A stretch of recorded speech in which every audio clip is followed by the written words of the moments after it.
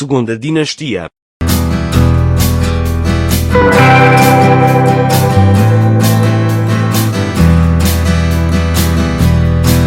A dinastia de Avis, ou dinastia joanina, foi a segunda dinastia a reinar em Portugal, entre 1385 e 1581. Teve início no final da crise de 1383 a 1385, quando o mestre da Ordem de Avis, Dom João, filho natural de el-rei Dom Pedro I, foi aclamado rei nas Cortes de Coimbra de 1385. É também a sucessora familiar da anterior, pois o primeiro rei da dinastia de Avis era filho ilegítimo do rei Dom Pedro I da dinastia de Borgonha. Antes disto, e possibilitando isto, dera-se a derrota do partido favorável à rainha destronada, Dona Beatriz, mulher de João I de Castela, definitivamente vencido na Batalha de Aljubarrota em 14 de agosto de 1385. A Casa de Avis, sucessora familiar da anterior dinastia de Borgonha, reinou no continente português entre 1385 e 1581, quando Dom António é vencido no continente português, na Batalha de Alcântara, e destronado, sendo aclamado em seu lugar o estrangeiro Filipe I nas Cortes de Tomar desse ano, sob a ameaça do seu exército que já ocupara Lisboa. Mas reina ainda nas ilhas até 1582, com a queda de Angra do heroísmo, quando a Ilha Terceira e as restantes ilhas açorianas se rendem à armada invasora do Marquês de Santa Cruz.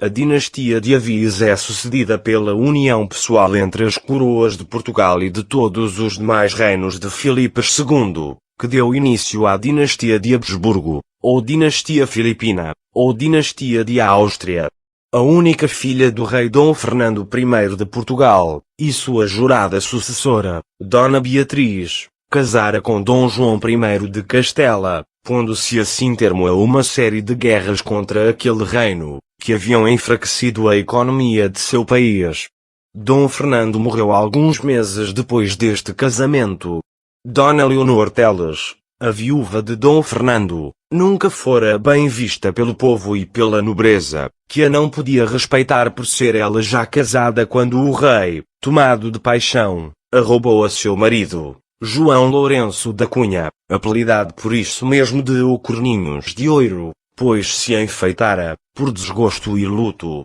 desde esse dia, com um chapéu munido de 2 chifres dourados. Mas, sob o reinado de sua filha Dona Beatriz, residindo no estrangeiro, cabia-lhe a ela governar o reino como regente até que um filho de Dona Beatriz completasse 14 anos, e viesse reinar pessoalmente em Portugal, conforme estipulado no Tratado de Salvaterra, contrato de casamento da princesa portuguesa, entre as coroas de Portugal e de Castela.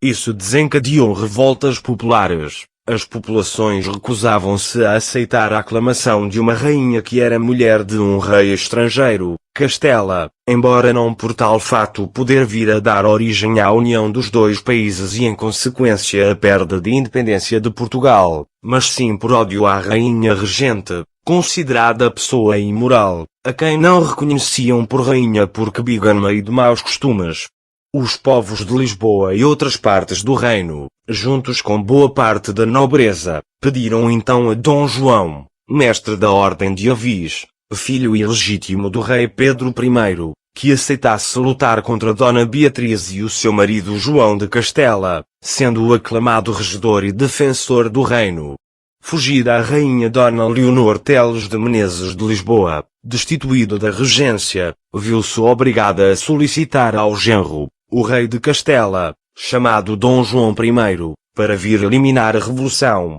e reinar pessoalmente em Portugal junto com Dona Beatriz. dirigiu-se o soberano castelhano para Lisboa, à testa de grande exército, cercando a cidade por terra, e também pelo rio, com a sua armada.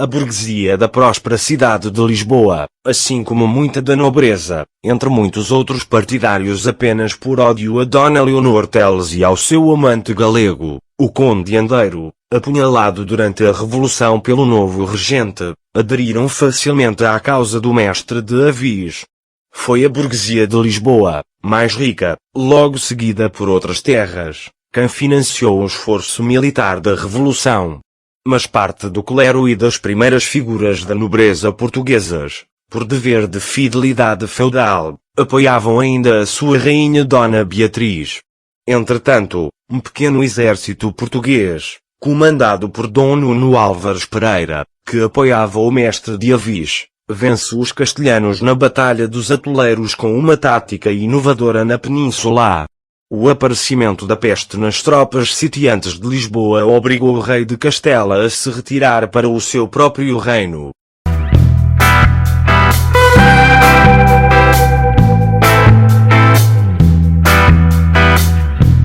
Após algum tempo, outro exército luso-castelhano, por Dona Beatriz e seu marido, invadiu novamente Portugal, acontecendo em Aljubarrota, 1385, uma batalha decisiva e perigosa, aproveitando as vantagens da colocação no terreno e utilizando táticas romanas, conjunto de paliçadas, as tropas portuguesas, em número muito inferior, e chefiadas pelo rei Dom João I na retaguarda e por Dom Nuno Álvares Pereira, seu condestável, na vanguarda, conseguiram uma notável vitória que deu brado na Europa do tempo, sobretudo pela utilização pelos portugueses das novas táticas das covas de lobo, disfarçadas no terreno onde manhosamente haviam atraído o inimigo, onde caíram os pesados cavaleiros castelhanos, e pelo emprego sistemático das ágeis lanças. É por vezes referido que a tática lusa passou pelo uso da tática do quadrado, embora não seja provável que tal tenha acontecido.